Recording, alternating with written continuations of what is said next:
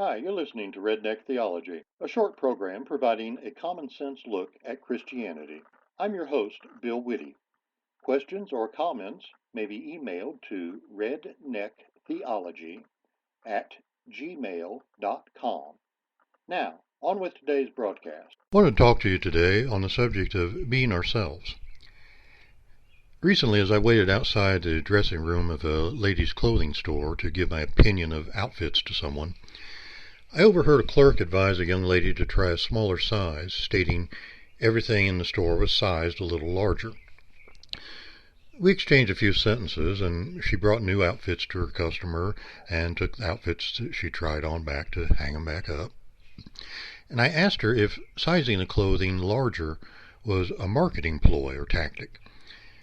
She looked at me kind of funny and smiled and suddenly just busied herself with a new task. I suspected the store marked their clothes with a larger size tag than what actually applied in an attempt to make the customers feel better about themselves. It sounded like a smart way to me to make the customers feel good about their purchases, also encourage them to keep coming back. Ladies shopping there could buy a small when everywhere else that they shopped they needed to buy a medium in order to fit properly. When a lady's friend asked her what size she wore, she could honestly say, "I'm wearing a size 6, when in fact she measured a size larger. Matter of fact, over time, the customers might even convince themselves that it's the other stores who size their clothing improperly rather than actually face the truth. Now, I know this is a small item. You might also wonder, what in the world has this got to do with Christianity? Well, you see, we normally desire to look good in the sight of others, and sometimes we're confronted with the temptation to enhance the way others perceive us or the way they perceive our authority, maybe our correctness or our appearance or the knowledge we have or any number of ways that they might look at us. That pretty much applies regardless of a person's spiritual standing, that is. It's normal for humans in general. Might even go along the lines of, kind of padding your resume. Once Jesus was at a Sabbath meal, and he was there with some of the local religious leaders, and he went on to tell a story to the guests around the table. He was noticing how each had tried to elbow their way into a place of honor. And he said, when someone invites you to dinner, don't take the place of honor. Somebody more important than you might have been invited by the host. Then he'll come in and call you out in front of everybody. You're in the wrong place. The place of honor belongs to this man. Then red-faced, you'll have to make your way to the very last table, the only place left. When you're invited to dinner, go and sit at the last place. Then when the host comes, he might very well say, "Friend, come up to the front." That will give you and the dinner guests something to talk about. What I'm saying is this: if you walk around with your nose in the air, you're going to end up flat on your face. But if you're content to be yourself, you will become more than yourself. You can find this in the 14th chapter of Luke. Well, how much better would it be, and how much better would it feel to have someone say you're wearing a large, and you get, they ask you what you're wearing, you tell them, "I'm wearing a large," and you get the response, "Wow, I would have thought you were only a medium. You don't look like a large." Well, how embarrassing to be pointed out as a servant when we're convinced, or we have convinced those around us, that we're a person of authority. We're one who is to be served. Jesus simply pointed out, if we don't look for ways to receive praise, we actually place ourselves in a better position to be noticed and be uplifted in front of others.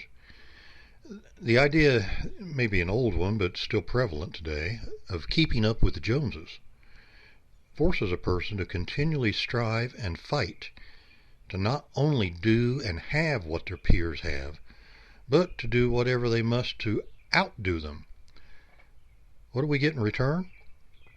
We get a short-lasting feeling of euphoria over our position in life. The more long-term results that we get are fear. Yeah, fear. Fear someone will find out the truth. And quite often we get bills that we have trouble paying because maybe we've gone out and bought things on credit in order to keep up with somebody else. When the feeling of superiority passes, we once again must search for methods to feel on top and in control again. Now, while nothing's wrong with having things, attaining a proper weight, being in authority, or similar non-sinful things that make us feel good, it's easy to become trapped in a constant battle to achieve better than what we perceive as the current status quo. As our energies focus on our goal, godly pursuits begin to fall by the wayside. God refuses to compete with worldly goals. The more we seek to look good before the world, the more pride enters into the equation, and the lesser position of the things of God hold in our lives.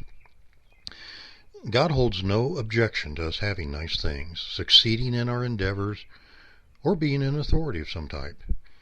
He desires to uplift those who put Him first. He actually promises if we seek to please Him and please Him first, that He will guide our direction. You can find that promise in the book of Proverbs, the 3rd chapter and the 6th verse. When we try to gain power, when we try to gain things, or we try to gain prestige, God allows us to do what we desire. He gave us the ability to make choices, and He doesn't stop us from doing wrong if that's our choice. When we give Him the opportunity to reward us, He loves to do just that. When we seek our own rewards, He steps back and lets us exert our own efforts.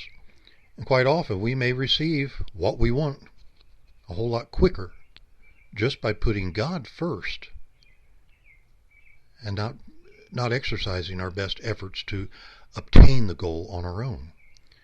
It's similar to the idea of a parent seeing a child doing the very best that they can to fulfill the parent's wishes, simply because it's right. It's what the parent wants, and they love their parent.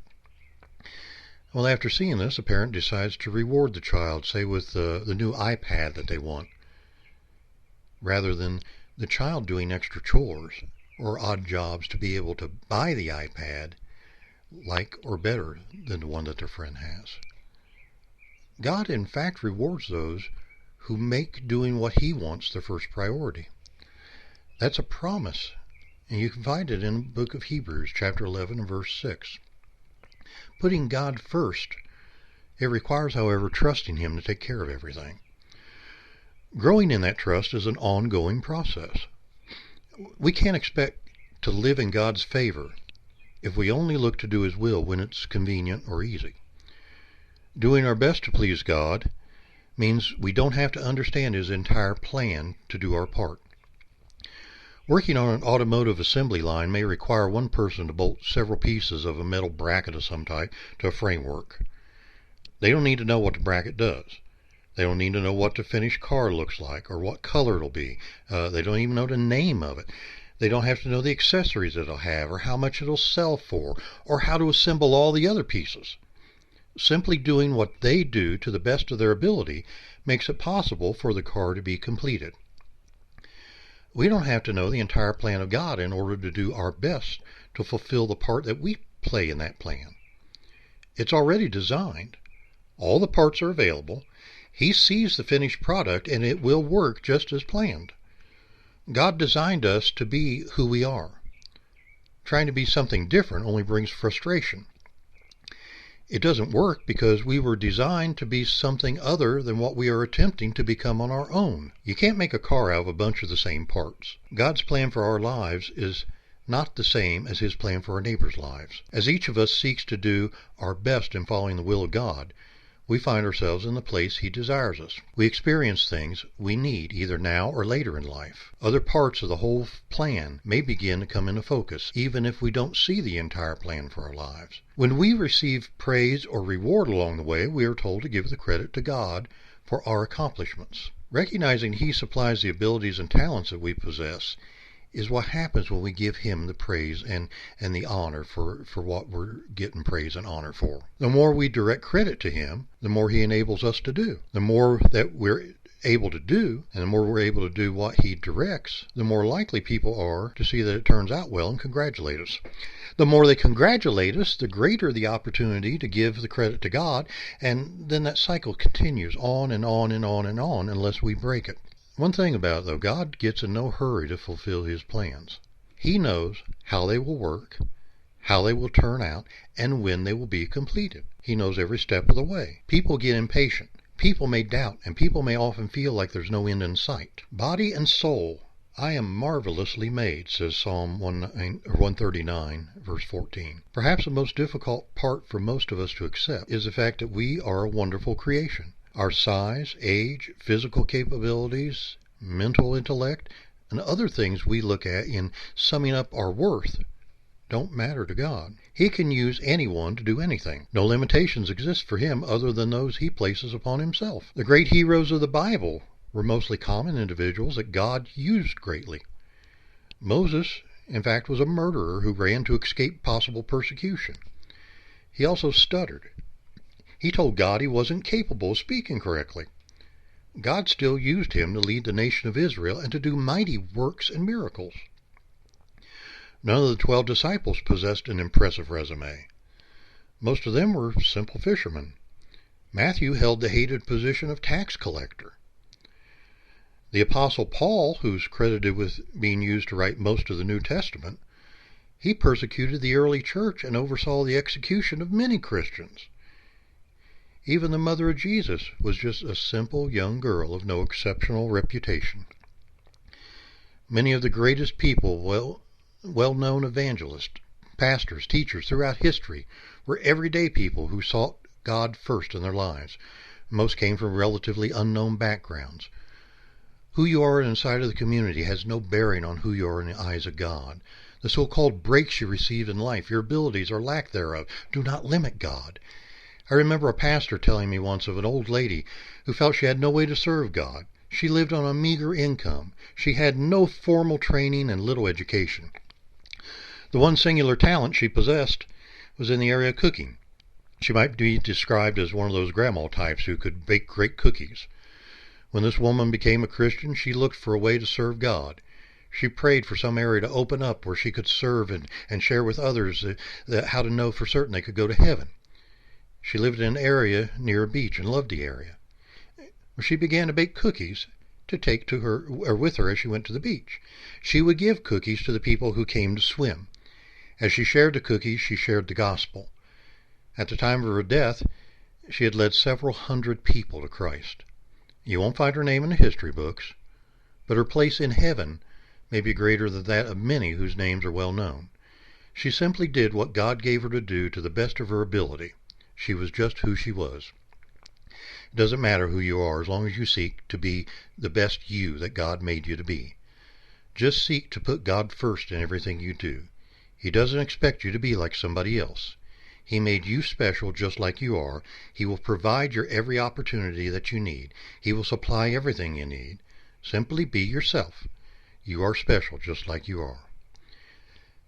If you don't know for sure you're going to heaven, all you need to do is tell God in your own words you admit to having done wrong in this life, and you know you've sinned. Ask Him to forgive you and give blanket forgiveness to all the sins you've ever committed. Ask Jesus to be your boss. Commit to do your best to follow His directions. It might sound something like this. God, I admit I've sinned. You know I don't want to sin, and I know you don't want me to sin, and I'm sorry. Please forgive every sin I've ever committed. I accept Jesus as my boss and believe He is your Son who died on the cross as punishment for my sins. I will do my best to follow your word and live as you want me to. Amen. After doing this, tell God thank you for saving you, and tell everyone that you can that you just became a Christian. That's our program for today. I'm Bill Whitty, thanking you for listening to Redneck Theology. Your questions or comments may be emailed to rednecktheology, that's all one word, @gmail.com. Please join me again next time for more redneck theology.